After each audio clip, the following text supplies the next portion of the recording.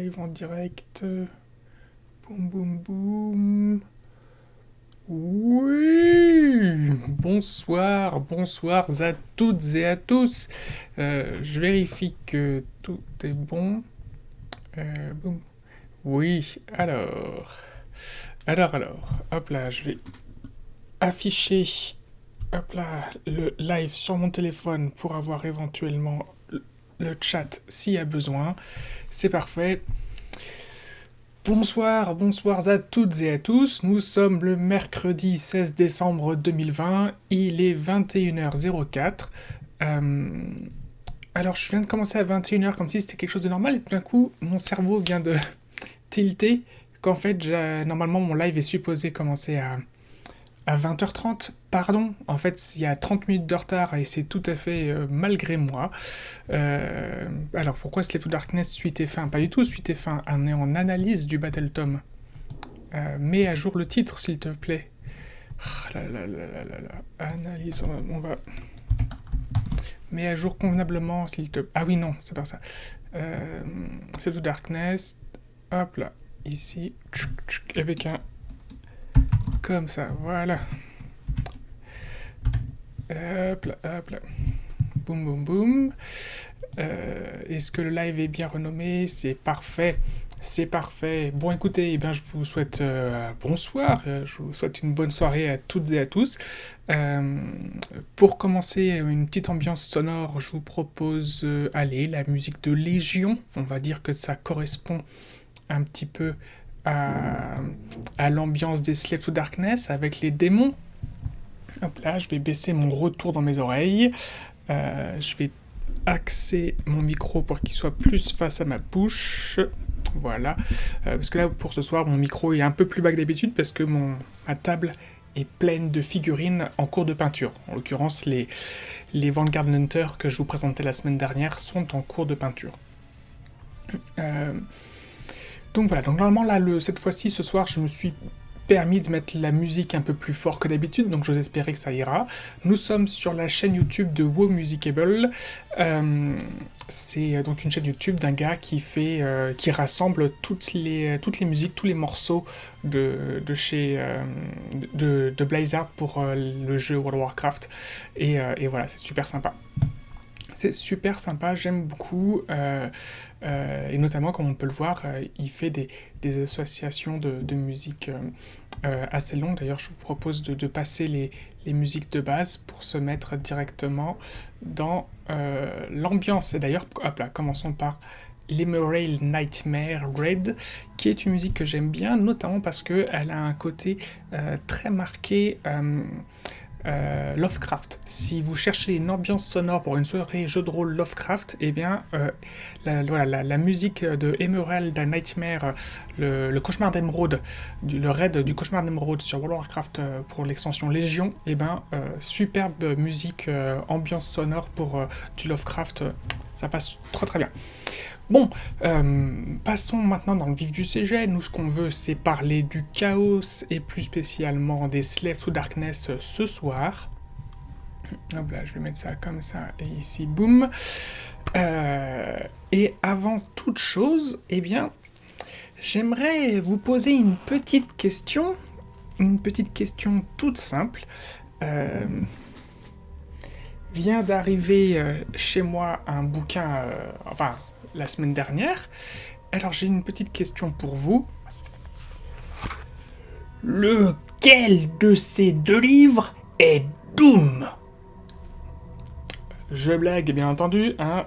Petite référence à Benzaï que j'aime beaucoup sur YouTube. Aucun des deux, bien entendu, n'est Doom parce que aucun des deux n'est un bon bouquin. Pardon, ça y est, je commence déjà à cracher mon venin.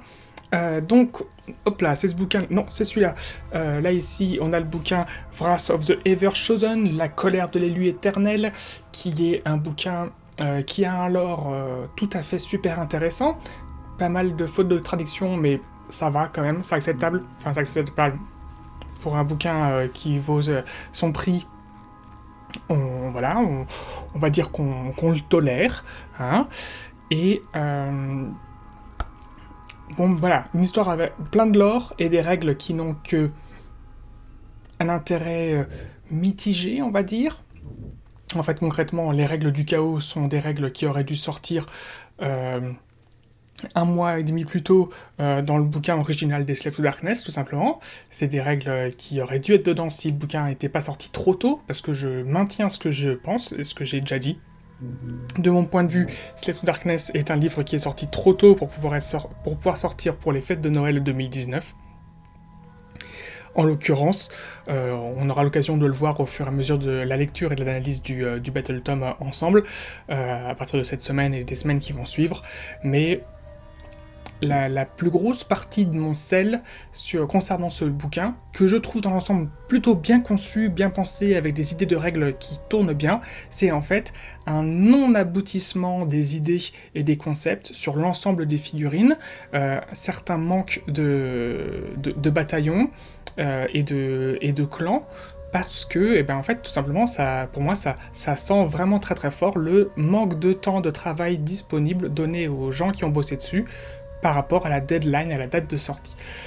Et du coup, on se retrouve ici avec des règles qui n'ont que un intérêt, je trouve, peu d'intérêt pour les armées qui ne concernent pas Slave to Darkness, et pour ce qui est Slave to Darkness, en fait, il y a des règles, je trouve, qui en fait elles devraient pas être là, elles auraient dû sortir un mois et demi plus tôt. Je me répète, ça c'est ce qui concerne Slave to Darkness. Alors, je parlerai de ce bouquin pas cette semaine, parce qu'il n'y a pas de héros, il n'y a pas de War Scroll, etc. dedans, mais lorsqu'on sera à la partie analyse des clans, analyse des bataillons et présentation de quelques listes d'armées, je parlerai de ce bouquin-là à ce moment-là, donc dans 3 semaines, peut-être un mois. Hop là, donc le bouquin, il dégage, et voici le bouquin de Moratti. Alors, vous allez me dire, Moratti, je me permets d'en parler un petit peu, puisqu'il y a un petit peu de Slave to Darkness dedans. Vers la fin.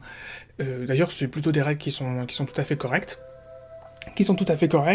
Mais, nom de Dieu que je suis salé sur ce bouquin, nom de Dieu que cette lecture est pénible, et pourtant le contenu est tout à fait intéressant, le lore est pas moins bien foutu que dans le bouquin précédent, au contraire même, c'est très très intéressant, j'apprécie beaucoup qu'on mette en avant le personnage de Moratti, qui est un personnage qui est ambigu, intelligent, beaucoup plus, je trouve, intéressant dans l'idée, dans le principe, et plus retors que des personnages qui sont très, en fait, entre guillemets, simples dans leur constitution, que sont Nagash et que sont, surtout aujourd'hui, je trouve, et que est, du coup, Archaon. Bref. Donc, dans l'idée, en fait, j'attendais avec beaucoup d'impatience l'arrivée de ce bouquin. D'ailleurs, je trouve que les règles qui sont dedans, dans l'ensemble, dans la majorité, sont plutôt bonnes. Il y a une règle, il y a un bataillon pour les sorcières de Moratti, qui est un peu con, je trouve, mais c'est pas grave. Peut-être qu'un jour j'en parlerai. J'imagine que j'en parlerai le jour où je ferai l'analyse du Battle Tome des Daughter of Cain. Et je pense qu'on a plus de chances qu'il y ait un nouveau Battle Tome qui sorte d'ici là. Quoi qu'il en soit, on m'a laissé le choix de prendre le bouquin en français ou en anglais. Je me suis dit, pour pouvoir le lire plus rapidement, je vais le prendre en français, pour que j'ai aucun problème pour lire l'anglais. Hein. Et en fait, au début de la lecture, j'ai regretté de l'avoir pris en français. Je me suis dit, putain, en anglais, j'aurais pas eu toute cette difficulté, pas toute cette pénibilité. Pourtant, aujourd'hui, je sais que j'apprécie de le prendre en français, pour une raison toute simple, c'est qu'en fait, des formations professionnelles, j'apprécie pouvoir pointer du doigt les défauts dedans. Alors, en fait, je vais être honnête, hein, il n'y a pas une page où il n'y a pas soit une faute de grammaire, une faute d'orthographe, un mauvais accord des temps. En fait, la traduction est nulle à chier. Clairement, la traduction de ce livre est nulle à chier. Alors, j'ai l'impression que la musique est quand même assez forte. Je me permets de la baisser un tout petit peu.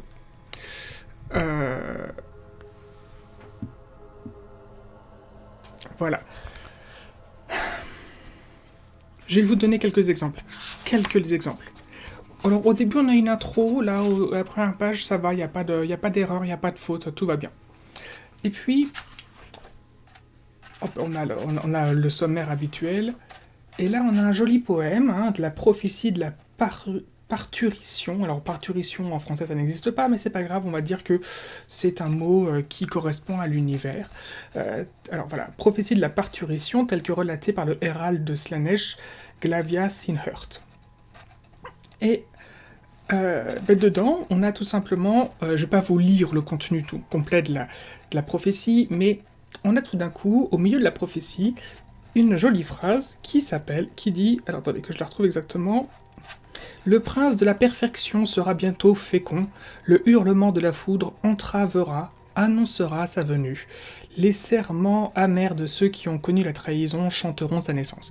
Donc là, tout de suite, en m'écoutant, vous vous êtes dit, il y a un truc bizarre, j'ai eu deux verbes au futur. Oui, absolument. Au lieu d'écrire le hurlement de la foudre entravé et annoncera sa venue, eh bien, ils ont foutu le verbe entraver, au lieu de le mettre au participe passé, eh bien, ils l'ont mis au futur, comme le verbe qui suit. Je serais curieux de voir la phrase originale en anglais pour essayer de comprendre qu'est-ce qui a pu générer, disons, cette étourderie dans l'écriture. En fait, très clairement, moi, l'impression que ça m'a donné lorsque j'ai lu ce bouquin, c'est que tout simplement, il n'avait pas été traduit par quelqu'un qui était francophone.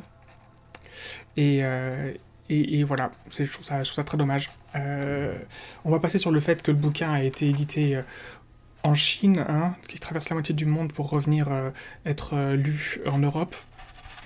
Ensuite, par exemple, on commence par exemple la lecture du bouquin. Donc là, on est vraiment à la page suivante. Hein, la page suivante, eh bien, l'Empire fragmenté. On a le petit paragraphe qu'on appelle ça en gras, hein, pour introduire la suite de l'histoire.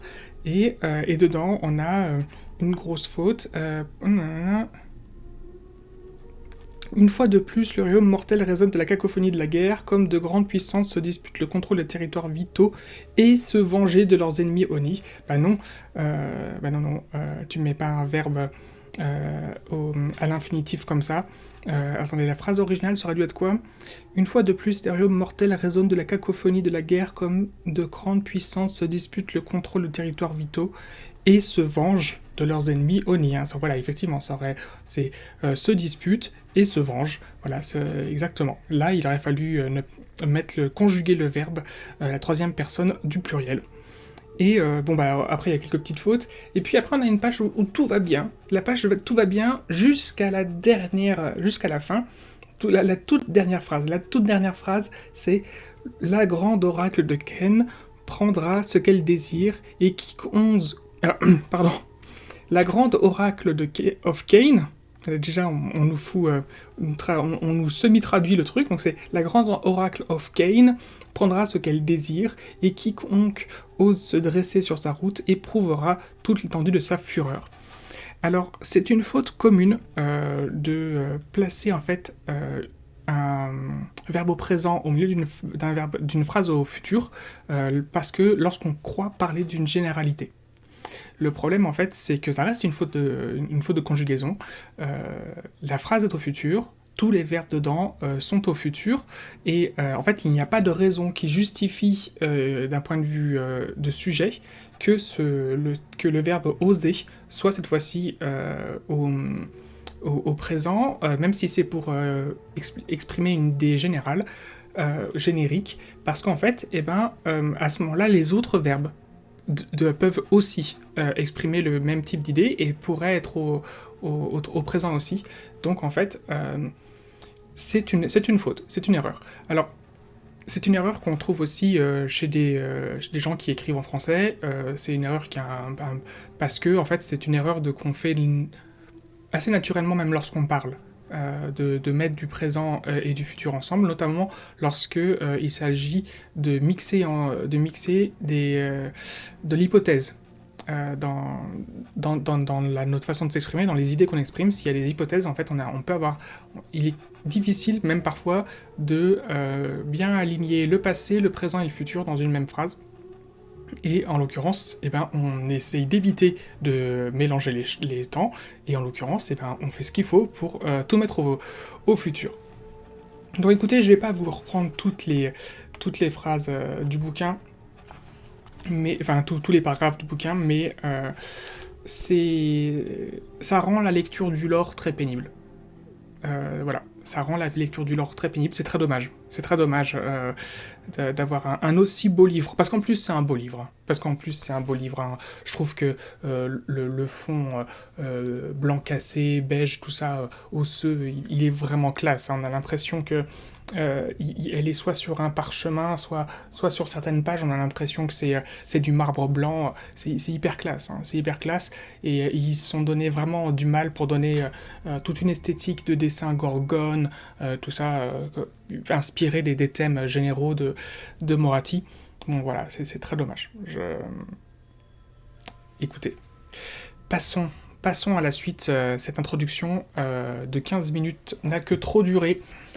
Et ce n'est pas Doom